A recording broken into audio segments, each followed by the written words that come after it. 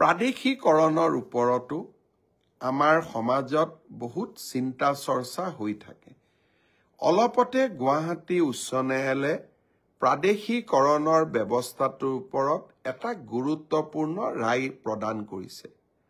আমি সেই ৰায় অধ্যয়ন কৰি আছো আৰু তাৰ পিছতেই প্ৰাদেশিকৰণৰ ওপৰতো আপোনালোকক মই কিছু কথা ক'বৰ বাবে যত্ন কৰিম। প্ৰাদেশিকৰণৰ ওপৰতো আমাৰ সমাজত বহুত চিন্তা চৰ্চা হৈ থাকে। অলপতে গুৱাহাটী উচ্চ ন্যায়ালয়ে প্ৰাদেশিকৰণৰ ব্যৱস্থাটোৰ ওপৰত এটা গুৰুত্বপূৰ্ণ ৰায় প্ৰদান কৰিছে। আমি সেই ৰায় অধ্যয়ন কৰি আছো আৰু তাৰ পিছতেই প্ৰাদেশিকৰণৰ ওপৰতো আপোনালোকক মই কিছু কথা ক'বৰ বাবে যত্ন কৰিম।